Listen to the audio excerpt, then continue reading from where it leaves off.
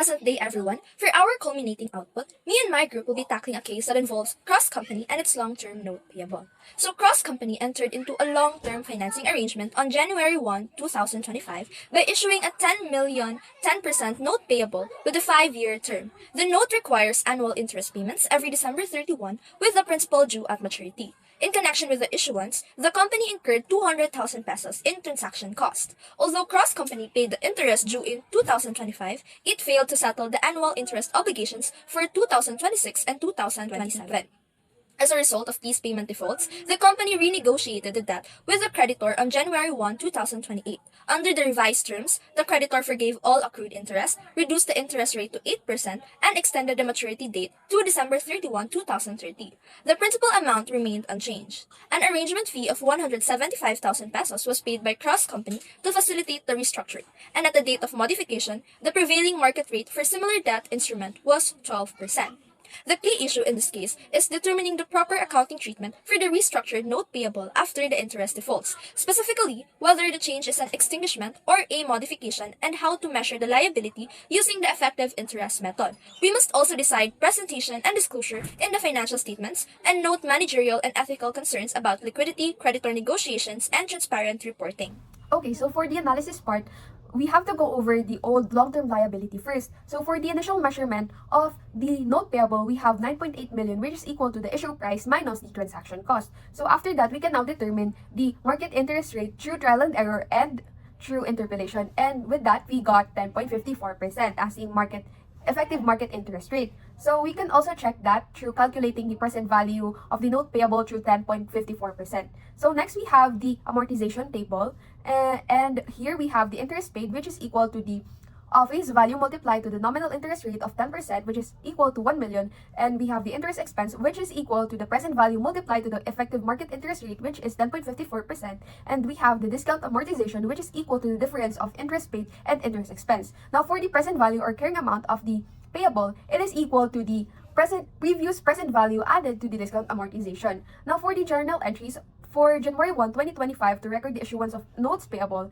we have to debit cash for 9.8 million, which is equal to the present value, and debit discount on notes payable, which is equal to the face value minus the present value, and we have to credit notes payable, which is equal to the issue price. Now for December 31, 2025, to record interest payment and discount amortization, we have to debit interest expense and then credit discount on notes payable for discount amortization and then credit cash for the interest actually paid. Now for December 31, 2026 and December 31, 2027, to record interest payment and discount amortization, we have to debit interest expense and then credit discount on notes payable for the discount amortization and then credit accrued interest payable for the interest actually to be paid. Now for the amounts, just refer to the amortization table.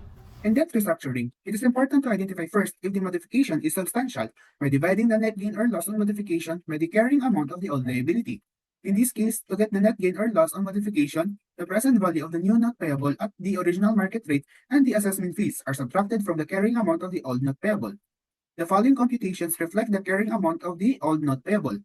To get the present value of the new note payable, the principal amount is multiplied by the PV factor of 1 using the original market rate at 3-year term. The annual interest is multiplied by the PV factor of ordinary annuity of 1 using also the original market rate at 3-year term as shown in the computations. The difference between the carrying amount of the old note payable and the PV of the new note payable using the original market rate is a gain if the carrying amount of old note is greater than the PV of the new note. Otherwise, it is a loss. Now, in this case, the difference resulted to a gain on modification, and then the assessment fees is deducted to get the net gain on modification, as shown in the computations. The computations show that it is a substantial modification. Hence, the carrying amount of old note is extinguished and the new note payable is recognized. The fair value of the new note payable is equal to the present value of the new note payable using the new market rate of 12%. It is important to note that the stated interest rate is now 8%, and because the stated rate is less than the market rate, then the present value of the new note payable at initial measurement is less than the principal amount of the obligation, resulting to a discount on note payable. This is extensively illustrated by the following computations. The difference between the resulting present value of new note payable and the carrying amount of old note payable is gain on extinguishment of debt if the present value of new note payable is less than the carrying amount of the old note payable. Otherwise, it is a loss on extinguishment of debt, Assessment fees related are deducted if it is a gain and added if it is a loss to get the net gain or loss on extinguishment. In this case, following the computations, the difference between the carrying amount of old note, the PV of new note payable, and the assessment fees of 175,000 resulted to gain on extinguishment of debt of about 2,695,641. With all things considered, the journal entry for January 1, 2028 should reflect the following accounts and the respective amounts. Subsequent entries will reflect the payment, interest expense incurred, and amortization of discount on note payable. For organizing efficient computations, it is recommended to use the amortization table to get the interest expense, amortization of discount, and the present value of the note payable at the end of each reporting period.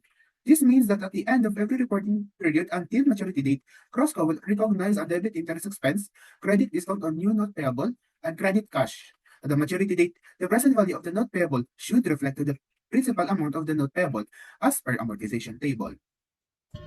The relevant accounting standards for this problem is PFRS 9 Financial Instruments for the Accounting Treatment and PFRS 7 Financial Instruments Disclosures for the disclosures.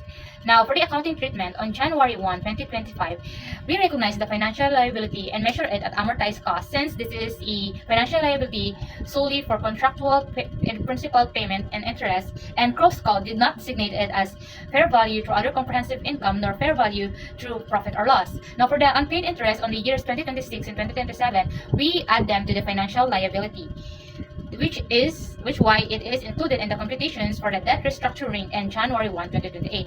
Under PFRS 9, paragraph 3.3.2, if the restructuring results in a substantial modification of terms, the financial liability is extinguished and a new financial liability is recognized. Under application guidance B3.3.6 of PFRS 9, there is substantial modification of terms to the gain or loss on modification is at least 10% of the old financial liability. So to do this, the new financial liability is discounted using the effective interest rate of the old financial liability, and if the net gain of modification is at least 10% of the carrying amount of the old financial liability, then there is extinguishment of debt. There is a substantial modification. Thus, we need to recognize a gain or loss on extinguishment by computing the difference between the carrying amount of the old financial liability and the fair value or present value of the new liability at the new effective interest rate. Any costs or fees incurred of this because of the substantial modification of terms shall be recognized as part of the gain or loss on extinguishment. If it is a gain, then the arrangement fee is deducted to the gain on extinguishment, and if it is a loss, then it is added to the loss on extinguishment. Now for the disclosures, Crossco must disclose the nature of the restructuring, which is the forgiveness of debt, change in interest rate, and the extension of maturity.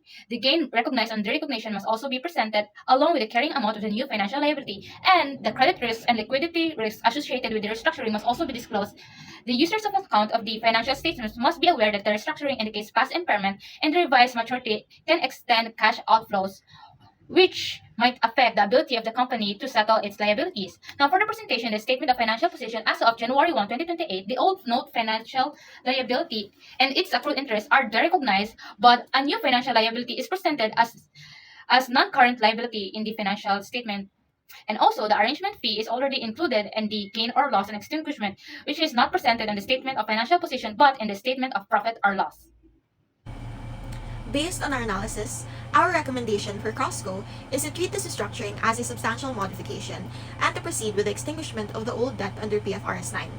This is because after discounting the new cash flows at the original rate and doing the 10% test, there was a difference of 21.29% from the old carrying amount. Since this is well over the 10% threshold that is required by PFRS 9, the old liability must be retired. Thus, the old note and its accrued interest is derecognized entirely. Subsequently, the new note is recorded at its fair value using the 12% current market rate. The 175,000 peso arrangement fee is also recognized as part of the gain on extinguishment. In this case, it reduces our gross gain. Both are recognized immediately. This presentation helps us communicate to our stakeholders that the company has successfully reset and restructured its financial obligations. In conclusion, the case of Crossco highlights how PFRS 9 ensures transparency, especially when a company faces financial distress. As a result of this restructuring, Crossco gets a fresh start. They recognize a 2.7 million gain in 2028, which significantly improves the company's equity and their net income for the period. The interest rate dropped from 10% to 8%, but realistically, the company still has to manage its cash flows to ensure that it is able to keep up with the interest payments and with the payment of the principal due in 2030. By being transparent and properly disclosing this restructuring, the company is alerting investors of its past liquidity issues while building trust and proving that the company is actively taking steps to manage these issues. Ultimately, this restructuring isn't just about balancing their books, it's about providing Costco with the strategic breathing room it needs to navigate toward long-term recovery.